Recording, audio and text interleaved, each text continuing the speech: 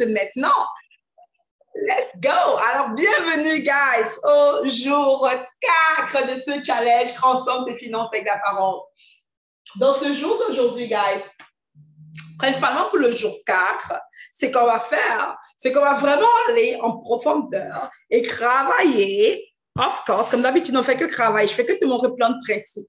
Sans ton cahier d'exercice, on va aller vraiment travailler sur différents principes que tu as besoin d'appliquer. C'est ce que j'appelle la loi de la prospérité pour voir tes finances prospérer de manière abondante. Right? Aujourd'hui, c'est le jour, à mes yeux, le jour le plus important pour toi, car je suis certaine que si c'est que tu appliques les principes de ce jour, tu vas avoir une transformation radicale, gars. J'en suis certaine.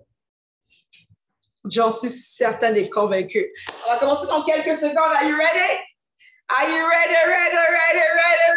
Ok, super. Je suis ready, gars. J'ai hâte qu'on commence. J'ai hâte de partager ce que je prépare pour matin plus vite.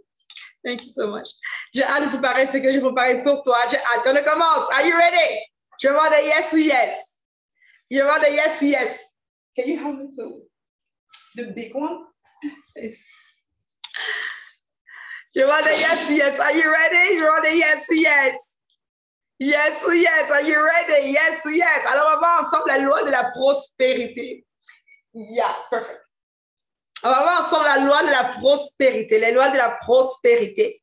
Alors, tu vas faire une chose, tu vas sortir ton cahier d'exercice maintenant et tu vas l'ouvrir, car tu auras besoin de faire là tout au long de cette formation aujourd'hui. All right? Ici, d'ailleurs, pendant que tu sors ton cahier d'exercice, ma question pour tout le monde, c'est qui a fait son devoir du jour? Qui a fait son devoir du jour? Qui ici a fait son devoir du jour? Je vois ici. Qui a fait son devoir? Laisse-moi voir. Qui a fait son devoir du jour? Super! Je vois si tu as fait ton devoir du jour, maintenant le chiffre 1. Pas mal. Wow, super! Qui a imprimé? Ceux qui me disent, c'était quoi le devoir du jour? Tu devrais imprimer ton relevé bancaire. Right? Tes relevés bancaires. Tu devrais imprimer cela et souligner en bleu tes dépenses et en vert ou en jaune, pardon, tes entrées. Qui a fait cela? Je vois ici tout le monde. Rêve bancaire, totalement. Qui l'a fait? Super, amazing. Pas moi, je t'absente, c'est pas grave. Je n'ai jamais reçu mon cahier. Ton cahier, on l'a mis dans le chat plusieurs fois, tu devais le télécharger. Super! All right, pas mal de personnes. Pas mal de personnes. Alors, je crois, guys, hier, on a vu ensemble ceci, que pour pouvoir prospérer financièrement, il fallait absolument que tu puisses améliorer ta capacité de gestion. Et pour ce faire, tu devrais absolument pouvoir savoir où est-ce que ton argent s'en va. Et tu devrais aussi avoir ce qu'on appelle un rendez-vous financier. Qui se souvient de cela? Qui se souvient du rendez-vous financier? Yeah. Tu devais avoir un rendez-vous financier, un rendez-vous avec toi et tes finances, où vous explorez vos finances ensemble. Et je te donnais comme devoir du jour de pouvoir aller simplement imprimer ton relevé bancaire et voir à quoi ressemblent tes dépenses et tes entrées. Qui a fait ce devoir? Et qui fait me parler de son devoir? Qui, lorsqu'il a regardé son devoir du jour, qui a fait son devoir, pardon, était surpris? Lorsque tu as vu tes entrées et tes dépenses, qui était surpris? Qui était agréablement surpris? Tu devais être surprise agréablement, c'est souvent ce qui arrive pour beaucoup de mes clients, c'est qu'ils sont surpris du fait qu'ils gagnent beaucoup plus d'argent qu'ils ne le pensaient. Et qui était négativement surpris? Qui était négativement surpris? D'accord? J'ai tout cet argent, où cet argent s'en va? Right? Tout cet argent entre dans mon compte, c'est réel. Mais comment? Qui était surpris négativement, je vois ici? Qui veut nous prendre la parole pour nous partager son expérience? Right?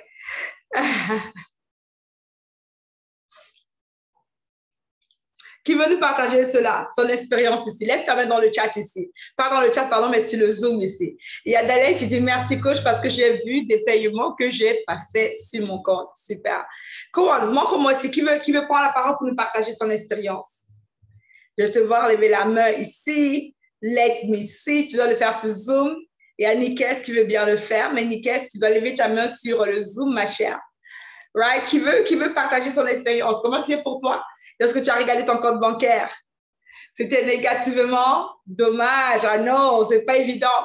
Qui veut nous partager son expérience ici? Comment c'était pour toi? Comment c'était pour toi? Qui a remarqué les dépenses ridicules? Je veux le voir ici. Qui a remarqué cela? Qui a remarqué les dépenses ridicules, principalement dans l'épicerie? Beaucoup de dépenses dans la nourriture. Beaucoup de dépenses où tu ne sais même pas c'est quoi. Amazing. Alors ici, tu sais quoi? Habituellement, ce qui s'est produit, c'est qu'avec les clients, ont reçu à prouver entre 300 à 800 dollars d'escroc, juste en faisant ce devoir. Maintenant, j'ai besoin absolument d'une personne, sinon je ne vais pas commencer. Vous n'allez pas me dire que plus d'une centaine de personnes, il n'y a personne assez courageux pour parler des bras. Comment? You kidding me? Ça ne marche pas comme ça. On participe, on travaille ensemble, OK? On travaille ensemble. J'ai besoin d'une personne ici qui va prendre la parole, sinon je n'avance pas. OK? Là, vous parlez un peu, comme vous parlez mon langage. Vous allez me faire peur. I'm like, où sont les chrétiens vaillants comme Gideon? Where are you guys? Super. Bravo, Marie-France. Comment? Faisons pour Marie-France. Let's go. Salut, Marie-France. Comment tu vas, ma chère? OK, il faut que tu ouvres ton micro, ma chère, OK? Marie-France, est-ce que tu vis en France par hasard?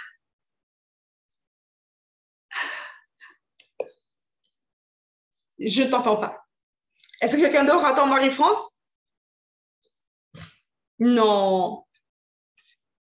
Ton micro. Est-ce qu'il y a une autre personne qui veut parler de son expérience avec des bras? Tu auras droit à un coaching gratuit. Est-ce qu'il y a une autre personne ici? Come on. Marie-France, est-ce que tu m'entends?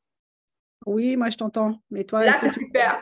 Là, je t'entends aussi. Super. C'est parce que j'avais le Bluetooth. Yeah. Ouais. Alors, Marie-France, tu vis dans quel pays présentement? Donc, je te disais que je vis en France, en Alsace précisément. Super. Qu'est-ce que tu fais dans la vie, ma chère? Je travaille au SAMU social. Yay! All right. Alors, normalement, tu devrais déjà, mais comment est-ce que c'était pour toi lorsque tu as regardé ton compte des relevés bancaires? Ben, moi, c'est la deuxième fois que je le fais. Donc, depuis la première fois, je trouve une nette amélioration parce que j'ai pris des décisions drastiques. Et c'était surtout au niveau de l'alimentaire. En fait, il y avait eu beaucoup d'excès, en fait. Parce qu'en fait, la peur de manquer, on stockait, en fait. Yeah. Donc, voilà. Amazing. Et depuis la première fois que tu as fait cela, tu as reçu à épargner combien d'argent? 300. Wouh! Come on! Je veux que tout le monde applaudisse pour Marie-France. On est fiers de toi, ma chère. Let's go! Go, go, go! Amazing! Bravo, ma chère. Alors, ce que Marie-France a fait ici, c'est qu'elle a juste supprimé le gras. Tu l'as reçu le panier croissant.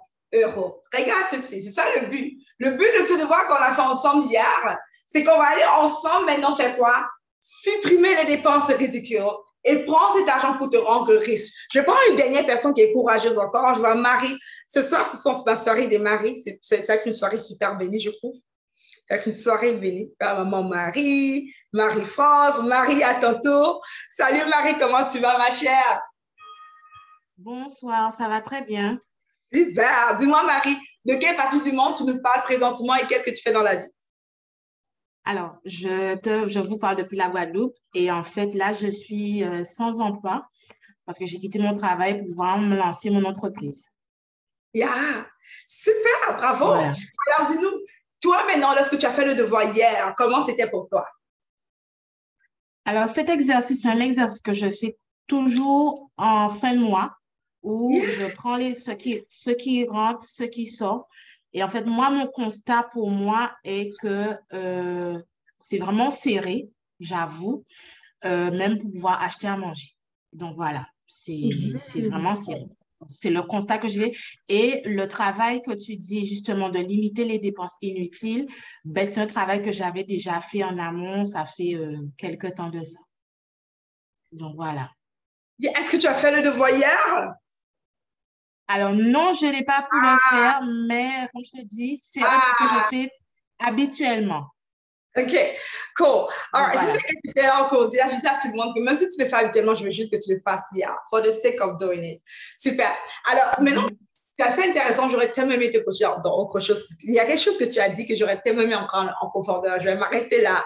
Comme tu n'as pas fait le devoir, je prends uniquement ceux qui ont fait le devoir. Mais merci beaucoup, Marie-France, pour ce que tu nous as partagé, ma chère soeur Mélie Macha. Thank you, dear. Alors, pour ceux qui ont fait le devoir, tu vas sûrement remarquer une chose.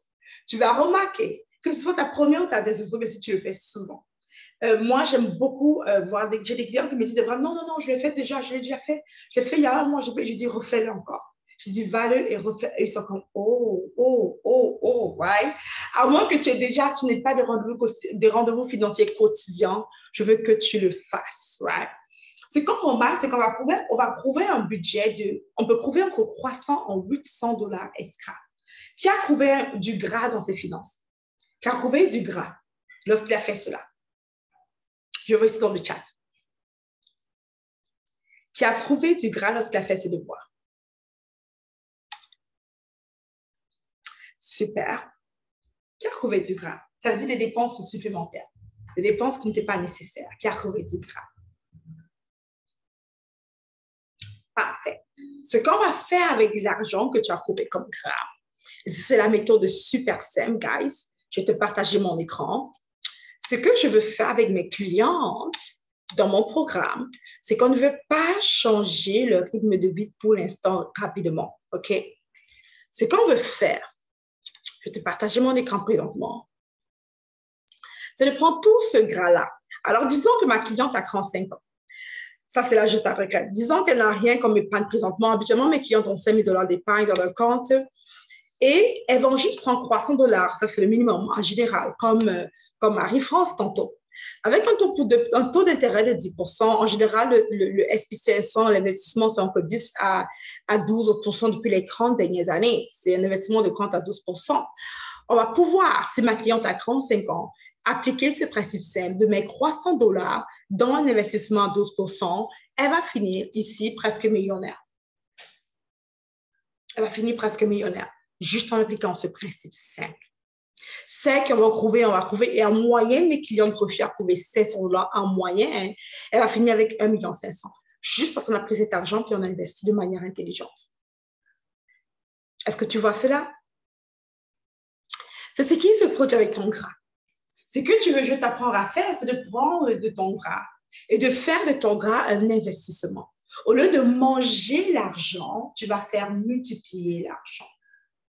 Pour tout le monde ici, je veux juste que tu gardes à cœur quelque chose, OK?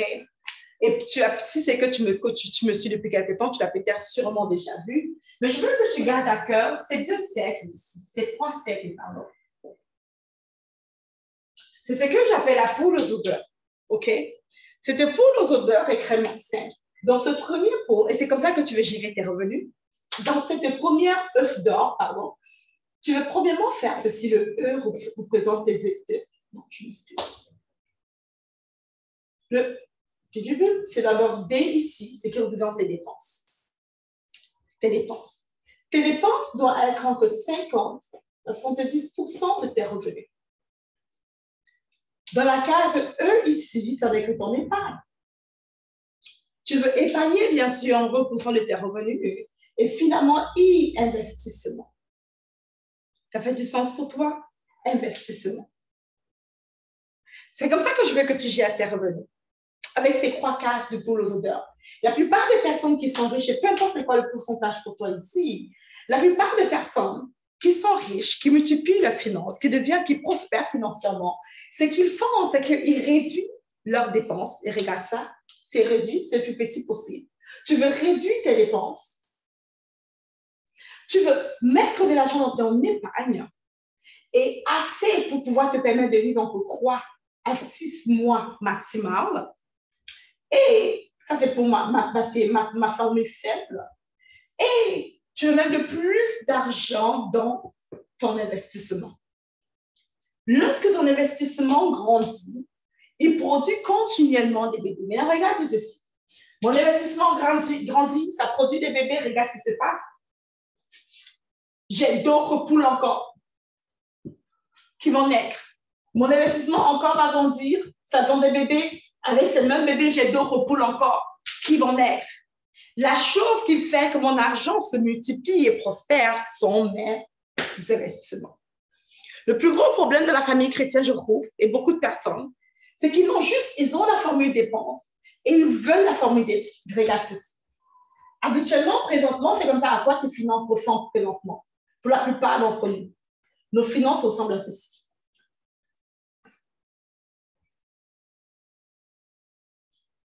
Voici nos finances, nos retards financières. Ceci représente les dépenses et ça représente l'épargne. Ça, c'est les dépenses. Loyer, hypothèque, peu importe c'est quoi. Et ici, c'est épargne. Argent pour les enfants, pour l'école, pour le futur des enfants, pour l'école, compte retraite et compte, je ne sais pas, compte éducation pour les enfants, le compte retraite. C'est à ça que la plupart des finances des personnes ressemblent. Does it make sense to you? Ça fait du sens pour toi, yes. Et pour certaines personnes, ils n'ont même pas d'épargne. Ils n'ont que dépenses. Et leur rêve, c'est de créer une épargne. Et c'est pour ça que la plupart d'entre nous, on reste bloqués financièrement. C'est pourquoi que beaucoup de personnes ne prospèrent pas. C'est pourquoi beaucoup de personnes restent pauvres. C'est pourquoi beaucoup de personnes travaillent dur, travaillent fort et ne prospèrent pas. Right? La raison pour laquelle on ne prospère pas, c'est parce qu'ils dépensent tout ce qu'ils ont et cherchent à épargner pour la retraite. C'est bien beau, mais il faut absolument avoir une case I. Investissement. Does it make sense? Pour prospérer financièrement, tu dois absolument avoir une case investissement. On va faire un devoir vraiment simple ensemble. Are you ready? Je vais te lire ce code que j'aime bien. Ce code de Suzanne Orman. Elle dit ceci: l'argent ne vous rendra pas heureux si vous ne savez pas comment gérer. Investissez dans vous-même d'abord et l'argent suivra. Yes, yes. Investissez dans vous-même d'abord et l'argent suivra. Ou investir. Ne t'inquiète pas, I got you covered. Right? I got you covered. Ou investir. Je vais te montrer comment le faire, ne t'inquiète pas. Avant que je ne continue, c'est meilleur. Je vais t'inviter à prendre une feuille blanche. Si tu as le cahier d'exercice, c'est peut-être que tu l'avais déjà avec moi, c'est parfait. Je veux que tu fasses ce gros cercle tout de suite. On va faire ce gros cercle. Et quand tu l'auras fait, mets-moi le chiffre 1. Mets-moi le chiffre 1 quand c'est fait. Super. Super. Super. All right. Il y a quelques années, une personne que je connais, une personne que je côtoie m'a appelée. Elle me dit: Debra, je suis très stressée financièrement. Qui ici se sent stressé financièrement?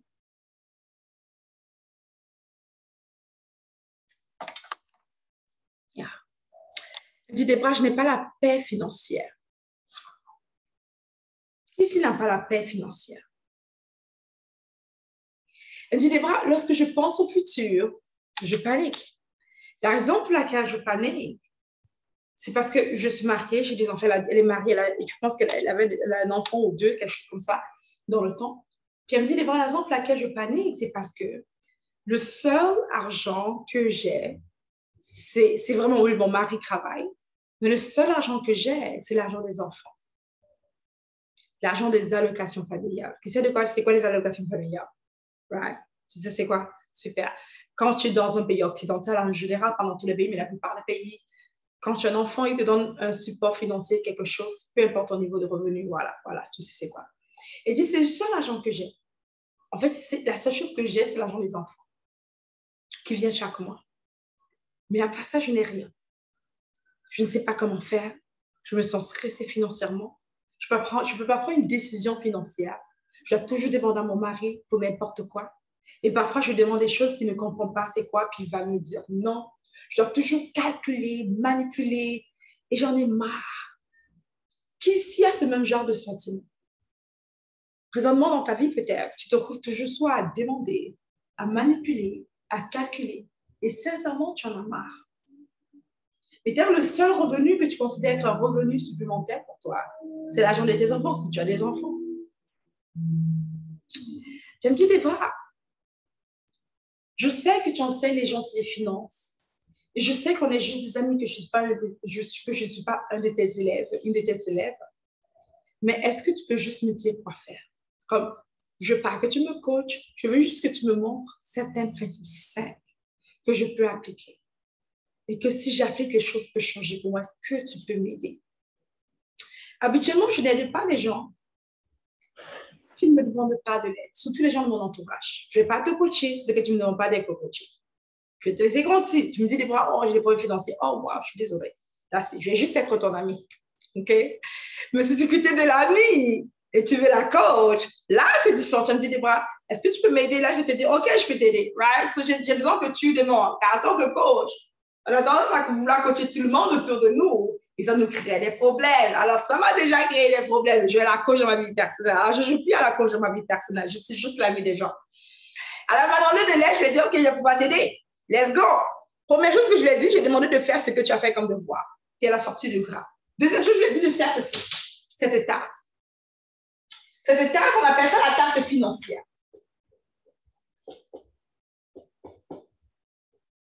On appelle ça la tarte financière.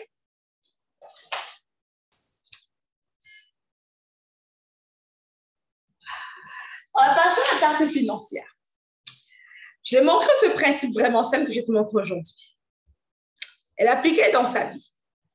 3 mois plus tard, mon ami m'appelle. C'est beaucoup plus une connaissance par rapport à une amie. Mais bon. 3 mois plus tard, elle m'appelle. Elle me dit, Débra, devine quoi? Je dis quoi? Elle dit, non, tu ne devineras jamais. Je dis, essaye. Elle dit, devine. Je dis, ok, bon, vas-y, je ne devinerai jamais. Dis-moi, c'est quoi le truc? Elle dit, devine combien j'ai dans mon compte épargne. Je dis, combien? Elle me dit, 10 000 dollars. Elle dit, Débra, j'ai 10 000 dollars dans mon compte épargne. 10 000. Et tu sais pas, c'est quand la dernière fois, j'ai vu dans mon compte écrit 10 000 dollars. Et puis, écoute, ce n'est pas dans mon compte de chèque des mois. C'est dans mon compte épargne. Right? Sans compter mes investissements. Sans compter mon compte de chèque des bras. J'ai 10 000 dollars maintenant dans le compte épargne. Et tu sais pas, je le regarde pendant que je te parle. Je regarde mon compte pendant que je me parle. Et je vois 10 000 dollars. Right? Et elle était tellement excitée, heureuse. Elle m'a dit, moi, je te promets, je ne vais plus jamais le voir. Je ne vais plus jamais voir ces 10 000 dollars. Aller plus bas, comme descendre. Descendre. Quel j'ai épargné? En crois-moi, oui, en crois-moi. Quel j'ai épargné? Tu peux avoir plus en passant. J'ai une cliente, Léonie, qui a multiplié ses revenus fois 12 en 6 semaines. Ça veut dire 1 mois et demi, ses revenus ont été multipliés fois 12. J'ai encore des clients qui ont qui ont multiplié tellement de chiffre d'affaires carrément au point d'atteindre des millions. Alors oui, ce n'est pas autant, ce n'est pas si beaucoup que tu le penses, mais ce n'est pas grave. Écoute-moi, qui a déjà réussi à épargner quelque chose auparavant? Qui a déjà réussi à épargner 5 000 dollars? Qui a déjà réussi à épargner peut-être 10 000, peut-être 20 000, peut-être 100 000? Qui a déjà réussi à épargner quelque chose? Peut-être 1 000 dollars. Right? Peut-être 100 000 dollars, peu importe, c'est quelqu'un qui a déjà réussi 47 000, bravo, right? Qui, lorsqu'il a réussi à épargner ce montant, ne voulait plus voir ce montant descendre? Qui ici? Comment 47 000, 15 000? Qui ne voulait plus, tu ne veux plus le voir descendre, right? Yes ou yes? Yes ou yes? Comment qui ne voulait plus le voir défendre? C'est comme je ne veux plus que ça soit. J'avais presque peur d'aller comme faire 1 000 dollars tomber, right? Tu as peur de toucher cet argent. Qui sait de quoi je parle? Je te vois ici, qui sait de quoi je parle? 47 000, 15 000, 10 000, right? 10 000, super. 15, 13 000, let's go. Qui ne voulait plus voir cet argent tomber? Qui ne voulait plus? Of course! Elle dit, Débra, je te promets, ça ne peut jamais descendre. Je ne veux plus que cet argent tombe. Je ne veux plus que ça descende. Je ne veux plus. Je lui ai dit ceci. Je comprends ce que tu dis. Et je comprends que tu penses de la manière que tu as toujours pensé. Et je comprends que 20 000, 10 000 dollars dans ton compte bancaire épargne présentement lorsque tu le vois. C'est comme wow pour toi. Right? Elle me dit oui, Débra, c'est wow pour moi. Je dis, est-ce que tu aimerais savoir 100 000 dollars? Est-ce que tu aimerais que 10 000 devienne 100 000? Elle dit, arrête de me déranger. Je dis, ah, là, I'm so serious. Et si tu te tirais, et si, au lieu de te dire, non, non, non, je vais juste épargner ça, comme, guess what, juste au cas où tu ne sais pas, 10 000 $ dans ton compte bancaire en un an, ça perd 2,5% de valeur, comme ça. Right? Non seulement il y a la loi de la dépréciation, OK, qui agit, mais aussi le coût de la vie augmente. Alors, c'est que tu épargnes 10 000 $, c'est cute, c'est mignon, mais tu détruis ton argent en le faisant dormir. Une autre règle que je veux que tu comprennes ici, avec ce que je suis en train de te dire, l'argent ne doit jamais dormir. Money like speed. L'argent aime la rapidité. Alors, je vais dire, je ne comprends pas ce que tu me dis. Je dis, OK, regarde ceci. Imagine que tu as un verre d'eau et que tu laisses ton verre d'eau sur la table. Après un mois, tu reviens. Après 3 mois ou après un an, disons après un an, tu reviens. Est-ce que l'eau sera toujours bonne? C'est une question pour tout le monde ici. Est-ce que l'eau sera toujours bonne? Si j'ai un verre d'eau, je laisse sur la table, c'est stable, ça ne bouge pas, je reviens après un an. Est-ce que l'eau sera toujours plus bonne? Non, bien sûr que non. Mais si j'ai le même verre d'eau dans une sorte de boîte qui bouge constamment, un peu comme la machine à slush, et ça roule, ça roule, ça roule, ça roule, ça roule, ça roule. Est-ce qu'un an plus tard, l'eau sera toujours bonne? Comment? Oui! La seule différence, c'est quoi? Le mouvement. Le mouvement. À chaque fois que ton argent est dans un compte bancaire et qu'on le dormir, il meurt. Il perd sa valeur. Déjà, il perd sa valeur lors de la dépréciation. Il perd sa valeur, numéro 1. 2, le coût de la vie augmente. Il perd ce qu'il pouvait se permettre de payer. Right? 3, il meurt. À chaque fois que tu ne fais pas de mouvement, tu meurs. À chaque fois que ton argent ne fait pas de mouvement, tu meurs. C'est stupide, ridicule de juste vouloir épargner. Alors, je n'enseigne pas à épargner normalement. J'enseigne comment épargner avec sagesse. D'ailleurs, hier, c'est que tu étais dans le cours d'hier. Qui était dans le cours d'hier? On a peu parlé de l'épargne. Qui était dans le cours d'hier ici? Super, pas mal de personnes, amazing. Si tu étais dans ce cours, tu as compris que épargner, comme la parabole des 3 talents, la parabole des talents, celui qui avait un talent, il a épargné. Le Seigneur a dit quoi? Mauvais, feignant serviteur. Yes, yes. Il est comme, t'es sérieux, toi? Tu vas aller rien faire de l'argent, tu vas juste le mettre dormir. Il dit, that's so stupid. Right? C'est tellement stupide et ridicule. N'épargne pas comme ça. Sauf les mauvais, feignants, personne ne va le faire. Right? Exactement, mauvais serviteur. Alors, on n'épargne pas de cette manière. On épargne avec sagesse. Je te montre comment le faire aujourd'hui. Alors, je dis à cette personne, si je vais l'appeler ma camarade, prends cet argent. Ce que tu devrais faire, c'est de prendre mon programme de formation maintenant. Of course. Viens avec moi. Mais cette année vraiment simple, guys. Rapidement. Elle a appris à multiplier ses revenus simplement.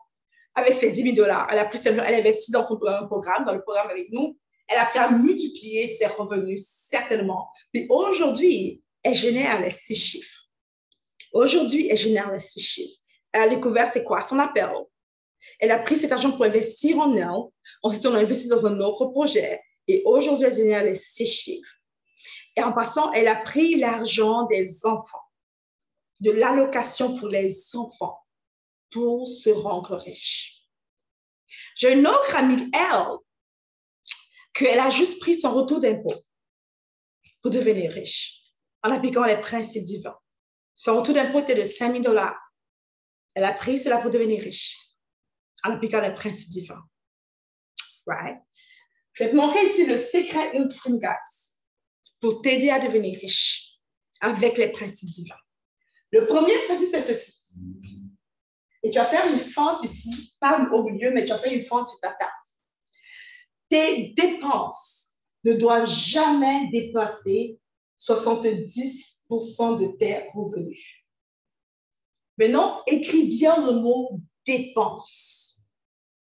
Si ton investissement dépasse 80% de tes revenus, ce n'est pas un problème pour moi. Si ton épargne dépasse 80% de tes revenus, ce n'est pas un problème. Mais tes dépenses. C'est quoi une dépense? Une dépense, c'est ce qu'on envoie quelque part ou qu'on utilise ou bien qu'on donne qui ne nous rapporte rien. Ça fait du sens? La dépense, c'est la chose qui ne nous rapporte rien en retour. C'est une dépense. Il n'y a pas un retour là-dessus. Yes ou yes, c'est clair pour tout le monde? Yes ou yes? Super. Alors, la première chose que tu veux faire, c'est que tu vas cliquer ici. 70% de tes revenus, c'est pour les dépenses. Maintenant, voici ce qui va te faire prospérer. On va diviser notre tableau ici fois 4. Je vais juste mieux arranger cela.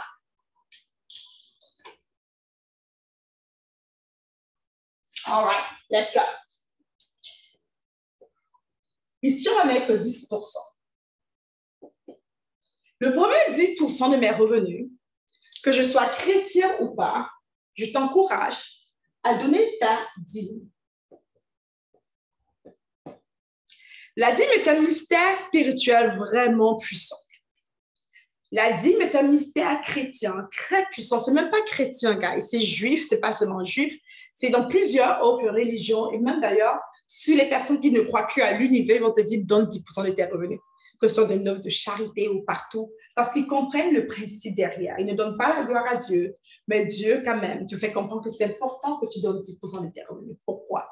C'est écrit normalement dans la Bible, mais surtout parce que lorsque tu ouvres les portes, lorsque tu donnes ta dîme, tu permets que Dieu ouvre des portes pour toi. Le mystère de la dîme. Ce sont des portes spirituelles qui te permettent de devenir riche. Maintenant, dans mon programme, j'enseigne vraiment car beaucoup de personnes ne donnent pas la dîme et donnent la dîme, ne reçoivent pas, ne comprennent pas comment la dîme fonctionne. Je vais t'enseigner ça peut-être si on a le temps, mais pas forcément aujourd'hui. Mais le premier 10%, tu veux donner ta dîme. Maintenant, est-ce que la dîme est obligatoire en tant que chrétien? Non, pas du tout. La dîme n'est pas obligatoire. Juste pour te dire.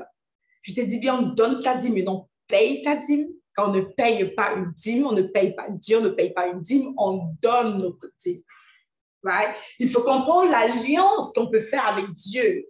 Au travers de l'alliance de la prospérité, tu peux faire une alliance avec Dieu, donner 10% de tes revenus. Récemment, je suis en train de relire la Bible en entier. Je suis en train de lire le livre de Genèse présentement. Et je lisais justement dans Genèse comment Jacob, lorsqu'il a rencontré le Seigneur, il a décidé à Bethel, lorsqu'il a renommé l'endroit Bethel et tout le reste, et qu'il a rencontré le Seigneur encore, il a décidé de donner 10% de ses revenus à Dieu à partir de cet instant-là. Lorsque Dieu l'a changé de nom, mais il a décidé de donner 10% de ses revenus. Right? Tout ça à Dieu. Il a fait une alliance financière avec Dieu. La dîme, 10%. Maintenant, encore une fois, tu n'as pas en fait, c'est que tu ne donnes pas ta dîme, c'est sujet-toi, ce n'est pas obligatoire. Ce n'est pas que Dieu ne va pas te bénir parce que tu ne donnes pas ta dîme, c'est faux. Dieu bénit tous ses enfants. Donner ta dîme n'est pas égal à la bénédiction de Dieu. Non, c'est juste une alliance que tu fais avec Dieu et Dieu ouvre les portes pour nous à cause de la promesse qu'il écrit dans Malachie, crois. C'est bon pour tout le monde? Yes ou yes? On me dit, Débora, je donne ma dîme sur le brut ou sur le net. J'aime donner ma dîme sur mon argent brut. OK? Débora aime ça, donner sur le brut. Elle a dit, apporter tout dans la maison du Seigneur. Right? Je donne ma dîme d'abord premier à Dieu. Je considère, mais encore une fois, ne te casse pas la tête avec cela. Si tu donnes sur le net, donne sur le net. Dès que je donne ma dîme sur le net, de toute manière, mon retour d'impôt, j'ai un retour d'impôt et sur mon retour d'impôt, je donne ma dîme encore. Fais comme tu le sens. Deuxième 10% ici, guys, c'est l'épargne. C'est l'épargne. Épargne. Mon épargne ici, je dois toujours me payer 10% de mes revenus. Rappelle-toi, je t'ai dit tantôt que je ne dois pas avoir l'argent mort. Right? Je ne dois pas juste garder mon argent, mais je dois investir mon argent. Écrit investir. Même la portion de l'épargne doit être investie. Le deuxième 10%, j'investis cela dans un compte épargne à un taux d'intérêt de 2,5%. 2,5%. J'investis cela à un taux d'intérêt de 2,5%. mon épargne. Yes, yes. Est-ce que c'est clair pour tout le monde? Je vais investir cela à un taux d'intérêt de 2,5%. Alors, j'ai juste laissé, mon robot, trouver mon tableau pour ceux qui m'ont dit des bras, j'arrive pas à lire. C'est pas grave, I got you. Est-ce que c'est bon pour tout le monde? On peut lire maintenant? C'est bon? Il est comme non, des bras, I like you more. Je n'aime pas ton tableau, je t'aime toi. Super. Yes ou yes? À 2,5% d'intérêt. Alors, si on va lire la parole dans Matthieu 25, et je n'ai pas mon téléphone à côté, non? OK, cool. Si on va lire la parole dans la parabole des talents dans Matthieu 25, c'est écrit clairement à l'intérieur que le Seigneur, il disait ceci. Au lieu de juste cacher mon argent, tu aurais dû le mettre en banque et à mon retour, j'aurais récupéré le capital et les intérêts. Yes ou yes, qui se souvient de cela? J'aurais récupéré le capital et les intérêts. Alors, tu te dis, si tu veux épargner, si tu es gros paresseux et que tu ne veux pas faire fructifier ton argent tout seul comme les autres, si tu es gros de peur de « on va voler mon argent à BCD », et si tu mettais à la banque et tu donnes à la banque et ils te donnent de l'intérêt sur ton argent. Alors, au lieu de juste mettre ton épargne dans un compte bancaire où c'est une épargne morte, je vais aller voir la banque et trouver un compte épargne à taux d'intérêt de 2,5%. Avec ce taux d'intérêt de 2,5%, mon argent va continuellement se faire fructifier. Mon argent va continuellement être multiplié tout seul. Au lieu de juste mettre l'argent du paiement des enfants de côté, ou bien juste mettre $500 de côté par mois, je prends $500, investis mes $500. 2,5%, ça va se multiplier et m'enrichir. L'argent va continuellement rouler. La troisième chose que je veux faire, c'est que je vais pouvoir mettre 5% de mes revenus dans ce que je vais appeler offrande. Offrande. L'offrande, c'est quoi? L'offrande, et moi ici, j'aime bien appeler ça la taxe noire. OK? Tu sais que tu sais que tu es de race noire. Je pense que tu sais de quoi je parle. Brune, latina, peu importe, brune, on se comprend. Et il y a ce qu'on appelle la taxe noire. La taxe noire, je pense que beaucoup de personnes blanches, pas toujours, mais quand même beaucoup, pas mal d'eux, ils sont quand même épargnés de cette taxe. Moi, j'ai remarqué. OK? C'est pas question de racisme, c'est question de vérité. Ils sont un peu épargnés de cette taxe. La taxe noire est juste simplement du fait que dès que tu deviens ingénieur et que tu as un emploi, maintenant, subitement, tu es responsable de l'enfant de ta soeur, de ta cousine, de telle personne.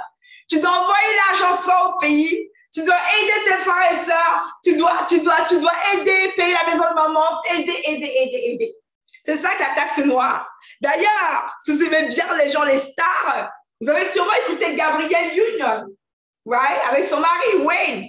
Gabrielle Union qui est multimillionnaire, qui disait qu'elle ne peut pas refuser de travailler parce que parfois elle est stressée. Parce que si elle ne travaille pas, elle a toute une famille qui est derrière elle. Les gens qu'elle doit supporter financièrement, mensuellement. Qui ici doit supporter une personne financièrement? Qui ici doit envoyer l'argent à quelqu'un? Doit aider quelqu'un? Qui ici on appelle lorsque quelqu'un on t'appelle? Il y a un problème, on t'appelle. Qui ici doit payer les frais de scolarité d'un enfant qui n'est pas son enfant?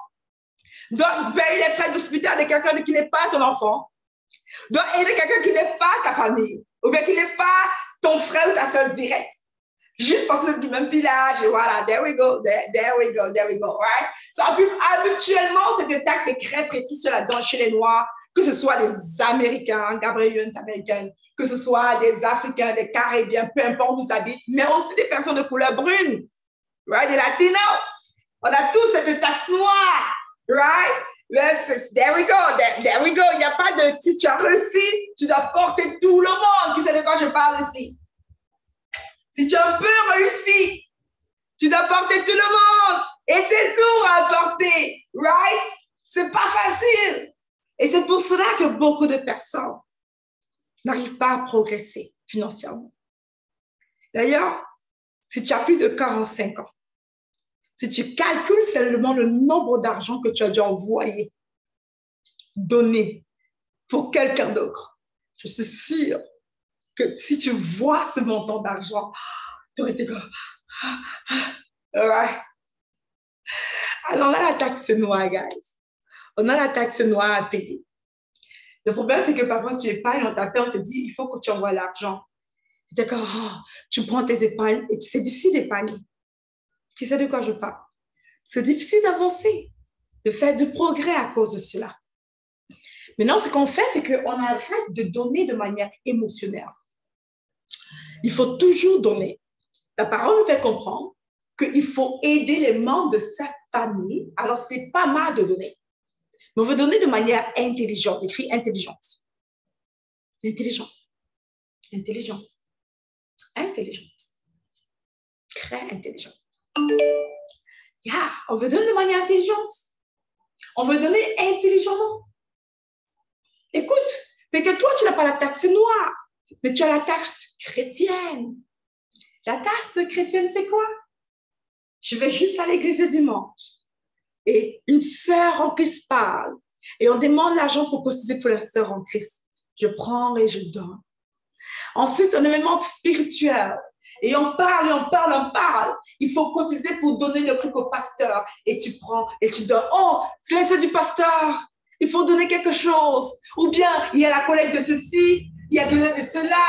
Est-ce que tu m'entends? La construction de ceci et de cela. Qui sait de quoi je parle? Alors, non seulement il y a la taxe noire, mais il y a la taxe spirituelle, la taxe chrétienne. Et tu te sens mal quand tu ne donnes pas. Yes ou yes. Parfois, tu donnes tout ce que tu avais épargné. Mais non, moi, je me dis, honnêtement, sincèrement, c'est chaque semaine. Je dois donner à des gens, je dois aider l'église. À un moment donné, toi et moi, on ne peut pas prospérer si on continue comme ça. C'est vrai qu'il faut donner, puis on donne à Dieu. Mais je te montrerai comment on donne intelligemment. Premièrement, on donne 10% de nos revenus à notre église locale. 2, on donne 7% de nos revenus. À qui? On met cet argent de côté pour aider ceux qui sont dans les besoins. Que ce soit mon église, les pauvres, les veuves ou les membres de ma famille. Alors, supposons que je gagne 5 000 $ par mois et que j'épargne 10% de mes revenus pour donner à l'église et 250 $ par mois comme offrande. En 12 mois, 250 $ fois 12, c'est combien? Quelqu'un me donne ce calcul rapide ici. Je ne vais pas faire un calcul mental. C'est OK. Come on. 250 fois 12, ça me donne combien? Ça me donne combien? 3 000 $. En un an, j'ai 3 000 $ pour aider quelqu'un, des personnes. Alors, ça veut dire ici que si quelqu'un m'appelle des bras, oh, s'il te plaît, j'ai besoin que tu m'aides. Ma question, c'est, je vais lui dire à la personne, OK, je vais voir ce que je vais faire. Je peux faire pour toi. Et je vais regarder dans mon compte offrande pour donner. Combien est dedans? Et je vais prendre une partie de cet argent et donner. Si je vais à l'église et on me dit qu'il faut donner l'argent pour telle ou telle chose, si le Saint-Esprit ne m'a pas dit donne, je peux regarder dans le compte offrande et voir qu'est-ce que je peux donner.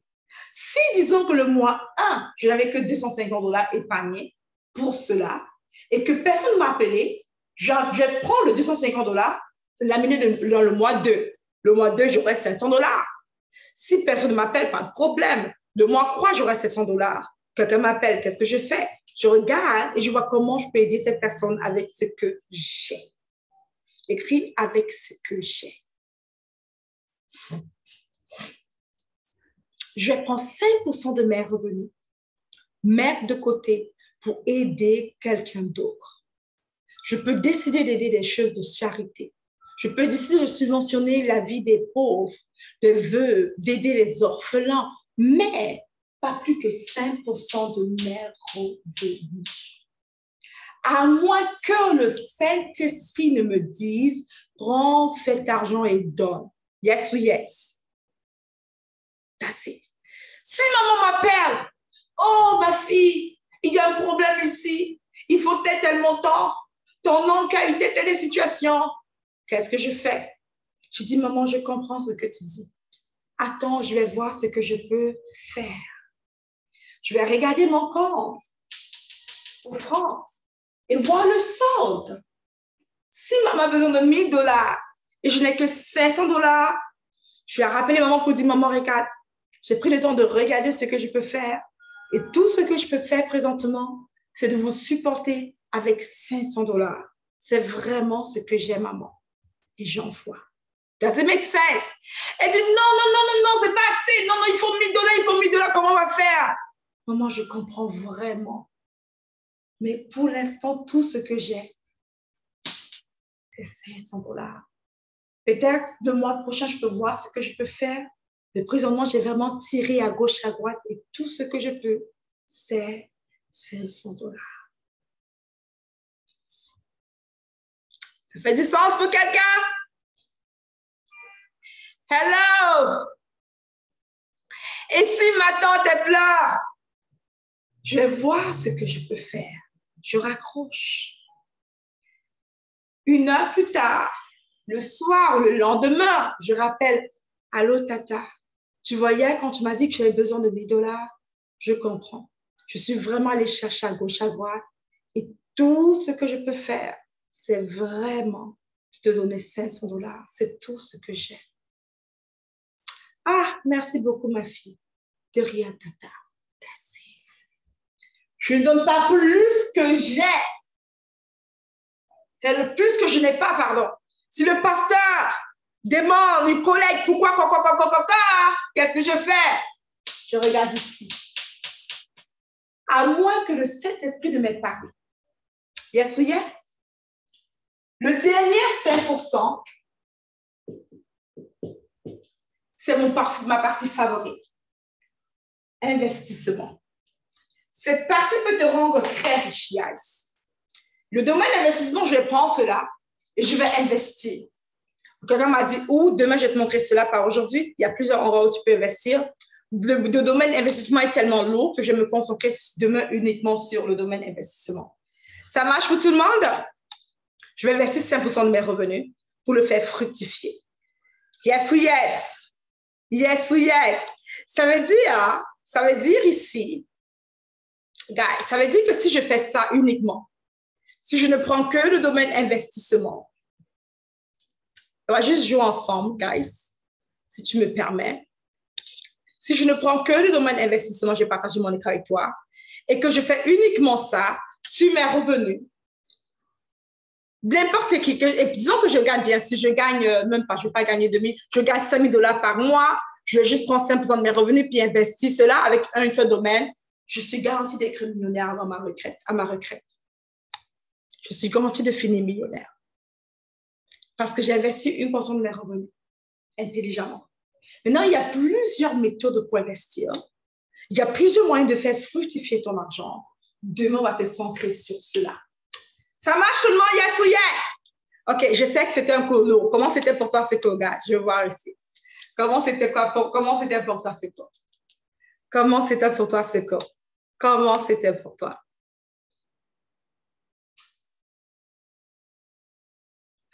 Il y a Myriam qui dit donc, allez emprunter chez quelqu'un d'autre pour aider une autre personne qu'on ne sait pas aider avec 5% de ces passages.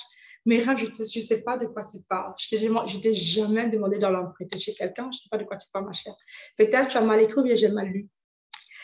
Est-ce que c'est clair pour tout le monde? Est-ce qu'on comprend tout le monde ici? Ça fait du sens? Yeah, c'est vraiment top, magnifique, super. Les 2,5% d'intérêt pour les banques, c'est par mois. Yeah, qu'est-ce que tu trouves, ma chère? Prends, tu vas faire tes recherches. Là, je veux que tu sois indépendant, tu fais tes recherches. Et il y a plusieurs taux de pourcentage en passant. Au Canada, il y a 3,5%, il y a 4,5%. En Afrique, il y a 3,5%. En Europe aussi, il y a plusieurs, je ne sais pas exactement par cœur. Aux États-Unis, il y a 5,5%, il y a 4,5%. Il y en a plein. Il y en a plein. All right. Comment c'était le joker, guys? Super amazing. Alors, voici ton devoir du jour. Voici ton devoir du jour. Voici ton devoir du jour. Ton devoir du jour est le suivant. Je veux que tu puisses avoir 4 enveloppes. Je veux que tu puisses prendre 4 enveloppes. Une enveloppe pour ta dîme, de ton revenu global, le revenu brut, normalement. Une deuxième enveloppe pour ton épargne. La troisième enveloppe pour ton offrande, bien le monde. Et la quatrième enveloppe pour l'investissement.